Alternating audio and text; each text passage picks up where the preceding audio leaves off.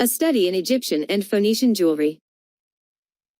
Most of the forms met with among the jewelry of the civilized nations of later times are found represented in the ornaments of the Egyptians. Fortunately, important specimens of all descriptions of these have come down to our days. This we owe to the elaborate care which the Egyptians bestowed on the preservation of the dead, and to the strict observance of funeral rites, which induced them to dress and ornament their mummies with a view to future comfort both in the grave and in the afterlife. The ornaments, however, buried with the dead were frequently mere models of what was worn in life, and the pains were taken in making these depended on the sums expended by the friends of the deceased after his death. While those who were possessed of means and were scrupulous in their last duties to the dead purchased ornaments of the best workmanship, and the most costly materials, others who were unable or unwilling to incur expense in providing such objects were contented with glass pastes instead of precious stones, and glazed pottery instead of gold. Except for many finger rings worn by both sexes, and some female ornaments, the greater number of jewels discovered in the tombs are of inferior quality and value to those which the deceased had worn when living. A peculiarity of the jewelry of the Egyptians is that, in addition to its actual purpose, it generally possesses something of the allegorical and emblematic signification, for which their mythology offered plentiful material. Among the emblems or figures of objects which symbolize or suggest the qualities of deities, the most favorite is the scarab or beetle, type of the god Khepra. The use of scarabs in burial had reference to the resurrection of the dead and immortality. Other important emblems include the Yuza or Uchit, the symbolic eye, the eye of Horus, the hawk god, the cobra snake, the Uruz, an emblem of divine and royal sovereignty, the Tet, the four-barred emblem of stability, endurance, and lastingness, the human-headed hawk, emblem of the soul. These and many others, as well as figures from the animal world, were worn as ornaments and especially as amulets to bring good fortune, or to ward off evil.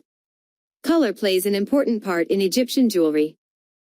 This love of color was displayed in the use of glazed ware, incorrectly termed porcelain, but properly a faience, much employed for all articles, as necklaces, scarabs, and rings, and particularly for the various kinds of amulets which were largely worn as personal ornaments. The most usual and beautiful was the cupreous glaze of a blue or apple-green color. Yellow, violet, red, and white are also met with, but less frequently, and chiefly at later periods.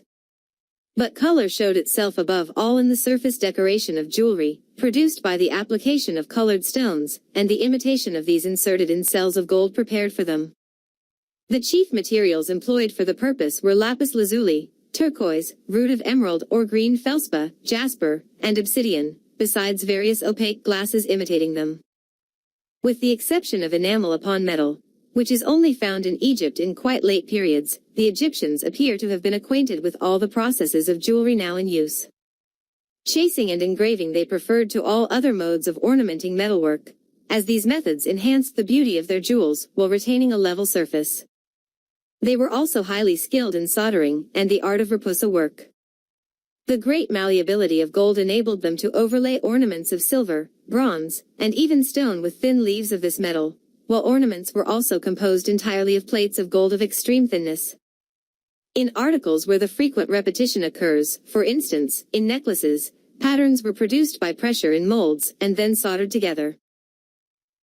Examples of jewelry furnished by the Egyptian tombs are to be found in the museums of almost every country. Undoubtedly the finest collection is in the Viceregal Museum of Egyptian Antiquities at Cairo. It contains jewels of the earliest dynasties, very few of which are to be found outside it. Dating from the great Theban dynasties, the 18th and 19th, when the jeweler's art reached its highest level, are many examples, notably the famous set of jewels discovered in the tomb of Queen Ahitep, 1600 BC. Fine collections are also preserved in the British Museum, in Berlin, Munich, and the Louvre. Following the sequence of ornaments from the head downwards, mentioned must first be made of diadems or frontlets. These were composed either of ring ornaments, set with precious stones and strung in a variety of ways, which hung down over the temples, or of gold bands ornamented in cloisonné inlay with the favorite allegorical representations of animals in various arrangements. In the case of royal personages there is a uraeus in front. Among all Oriental nations of the antiquity of whom we have any accurate knowledge, earrings have always been in general use by both sexes, but as far as can be judged from monuments, these ornaments appear in Egypt to have been worn by women alone. M. Fontenay claims that the holes visible in the ears of statues of Ramesses II, such as the colossal head in the British Museum, cast from the original in the Temple of Epsambel, have been pierced for earrings.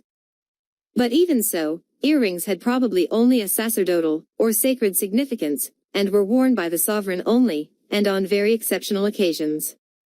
Earrings, however, found very little favor even among women until what in Egyptian chronology is comparatively late times. Those that do occur are of the simplest kind, formed of a ring-shaped hook for piercing the lobe of the ear, hung with a blossom-shaped or symbolical pendant. Large penannular rings of various materials were occasionally employed as ear ornaments, the opening in them enabling them to be fitted onto the upper part of the ear. Necklaces appear to have played a very prominent part in Egyptian ornaments. No tomb seems to be without them, and the wall paintings also prove their very general use. Most frequent is a chain consisting of various materials strung together, generally with a large drop or figure in the center, and pendant motifs introduced at definite intervals. The latter, of every imaginable variety of design, occur in rhythmical alternation, and are occasionally introduced between two rows of beads. The peculiarly severe and regular decorations of the Egyptians, more particularly the various charming adaptations of open and closed lotus flowers, are here found in the finest forms of application. Especially is this shown on the ornament called the yusek collar, which figures on every mummy and mummy case. Formed of rows, generally of cylinder-shaped beads with pendants, strung together, and gathered up at either end to the head of a lion or hawk, or a lotus flower, this collar or breast decoration covered the shoulders and chest, and is found in that position on the mummy, attached frequently to the winding sheet. One of the most important Egyptian ornaments is the pectoral, which, as its name implies, was worn on the breast, suspended by a ribbon or chain. In all probability it formed a portion of the everyday costume of men and women, but its symbolism points to its chief use as a mortuary ornament, and it is found on almost every mummy. Pectorals are usually in the form of a pylon, or shrine, in the middle of which is often a scarab, the emblem of transformation and immortality, adored by the goddesses Isis or Nephthys. These ornaments were made of metal, rarely gold, more often gilded bronze, and very frequently of alabaster, steatite, and basalt sometimes glazed, and of earthenware always glazed. In the Cairo Museum is a pectoral of pure gold inlaid with carnelian, lapis lazuli, and turquoises, which was found at Dashur in 1894 in the tomb of the Princess Sethather, 12th dynasty. Discovered at the same time was a pectoral having at the top a vulture, with outspread wings, and below the name of Usertsen III supported on either side by hawk-headed sphinxes. The open-work pectoral of Queen Ahitep, of solid gold, also at Cairo, is one of the most beautiful of all specimens of Egyptian jewelry. Another golden pectoral, found in the tomb of Khamenei, son of Ramesses II, is in the Louvre. Somewhat similar to the pectorals are jewels in the shape of conventional hawks. As emblems of the soul, they are found placed upon the breast of the mummy. The finest are made of pure gold decorated with cloisonne, shaped according to the natural formations of the body and wings of the bird. The talons, a pair of signet rings. Allied to these are ornaments known as agides, which were occasionally also worn on the breast. A very beautiful specimen, the agides of Bast, is in the Louvre. Sculptures and paintings represent bracelets by bands of red or blue color on the arms, and show that the Egyptians wore four, one on the wrist and one above the elbow of each arm. Some of the earliest are composed of glass and gold beads threaded to form various patterns. The more solid forms of the bracelet are ornamented with inlaid work. Rings for the arms, as well as the ankles, are generally of plain gold, both solid and hollow, sometimes bordered with plated chainwork. Bracelets of thick and occasionally twisted wire, found as early as the 12th dynasty, usually have the ends beaten out into a thin wire, which is lapped around the opposite shank to slip easily over the wrist. Bracelets in the form of serpents belong to the Ptolemaic and early Roman periods. The commonest ornament is the finger ring. The ring was not only an ornament, but an actual necessity since it served as a signet, the owner's emblem, or badge being engraved either on the metal of the ring or a scarab or other stone set in it. There are three main types of Egyptian rings. The first and simplest, composed of a seal stone with a ring attached, is formed of a hoop with flattened ends, each pierced, which grasped the scarab. Through a hole made in the scarab was run a wire, the ends of which, passing through the extremities of the ring, were wound several times around it. The revolving scarab exhibited its back when worn on the finger, and the engraved side, when necessary to use it as a seal. The general outline of the ring is like a stirrup, a form which of course vary by the size of the scarab. In the second type of ring the swivel disappears, and the ring is in one piece. Its outline retains the stirrup form, but the inside of the hoop is round and fits closely to the finger. Of this type are rings, dating from the 18th to the 20th dynasty, formed of two hoops united at the top, and having the names and titles of the owner deeply sunk in hieroglyphics on oblong gold bezels. A third type, almost circular in outline, is of similar form to the signet ring of the present day. In addition to those which were worn in life, are models of real rings, employed solely for funeral purposes to ornament the fingers of the wooden model hands, which were placed on the coffins of mummies of the 18th and 19th dynasties. The model rings are made of faience with fine glazes of blue, green, and other colors, with various devices, in cues or in intaglio, upon the bezels, which are generally oval. Phoenician jewelry. As the inventors of methods and the creators of models, which exercised a widespread influence in the development of subsequent types of ornaments, Egypt, and to a lesser degree Assyria also occupies a position of considerable importance. The chief agents in the spreading of these methods and models were the Phoenicians, the first and foremost navigators of the ancient world, who imported jewels, among other articles of trade, into Italy and the islands and mainland of Greece. Not by nature creative, but always copying those nations with whom in their wanderings they came in touch, the Phoenicians produced native jewelry of composite type in which there is a perpetual mixture of Egyptian and Assyrian forms. As they had imitated Egypt and Assyria, so they began to imitate Greece as soon as they came into contact with her. The Greeks in return made great use at first of this composite style, but subsequently shook off its influence and incorporated it only after many modifications into their developed art. The amphora, a form of ornament in goldsmiths' work which can be traced to Assyria, is one among many motifs borrowed by the Phoenicians and transmitted by them to Greece. From Egypt the Phoenicians acquired a high degree of technical skill and mastery over materials. This finish was transmitted to the finest Greek jewelry and the personal ornaments of the early Etruscans.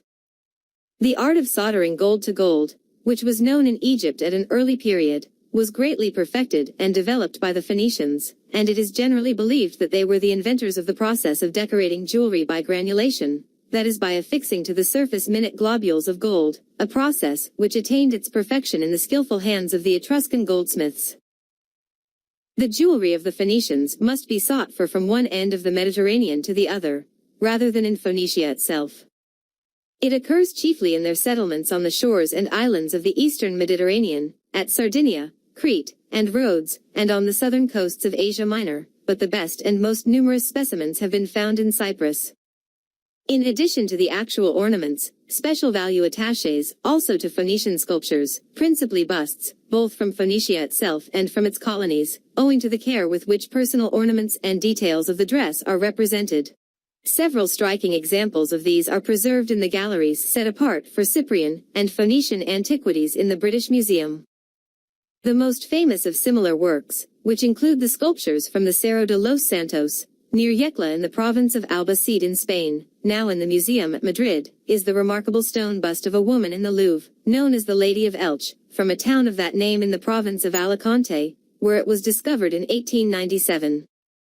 The majestic character of this figure, its sumptuous coiffure with clusters of tassels suspended by 10 chains, the wheel-like discs that cover the ears, the triple row of necklaces with their urn-shaped pendants, all unite to produce an effect unequaled by any known statue of antiquity. Especially noticeable among these ornaments is the diadem, which encircles the forehead, and hangs down from each side in long pendants upon the shoulders. With this may be compared the chains hung at the ends of the golden fillet at Berlin, discovered by Schliemann at the pre-Mycenaean city of Hisarlik in the Troad, the ornate tasseled appendages at St. Petersburg, found with the famous Greek diadems in the tombs of the Crimea, and the elaborate head ornaments with pendant end worn by Algerian women at the present day. The Phoenicians, as seen also by their sculptures, were addicted to the practice of piercing the upper parts of the ears, as well as the lobes, and attaching to them rings bearing drop-shaped pendants. Rings were also attached to the hair on each side of the face. They consist of a double twist that could be run through a curl of the hair, and are ornamented at one end with a lion's or griffin's head. Of ordinary earrings worn by the Phoenicians, the simplest is a plain ring. In the majority of cases, the simple ring was converted into a hook and served to suspend various ornaments, of which baskets or bushels with grain in them afforded favorite motives. Examples of earrings of this kind, from Tharos in Sardinia, are in the British Museum. Statues, like the Lady of Elche, show that Phoenician women wore 3 or 4 necklaces at the same time, one above the other. These vary in the size of their elements, from the small beads about the throat, to the large acorn-shaped pendants which hang low upon the breast. They display a striking admixture of Greek and Egyptian motives. Gold beads are often intermixed with small carnelian and onyx bugles, to which hang amphorae formed alternately of gold or crystal. The Phoenicians were particularly skilled in the manufacture of glass. Occasionally the sole materials of their necklaces are beads of glass. A necklace from Tharos in Sardinia, now in the British Museum, is formed of beads of glass, and, of its 3 gold pendants, the center one is the head of a woman with Egyptian coiffure, and the 2 other lotus flowers. Finger rings are of all materials, gold, silver, bronze, and even glass. They are usually set with a scarab or scaraboid, fixed or revolving on a pivot. Silver is less common than gold, but in the British Museum is a ring of almost pure Greek workmanship from Cyprus, which is entirely of silver, save for an exquisitely modeled golden fly that rests on the bezel. In the next chapter we will look at the history of Greek jewelry. Thank you for visiting our channel at Time of Whimsy, and be sure to subscribe and click notifications for future uploads.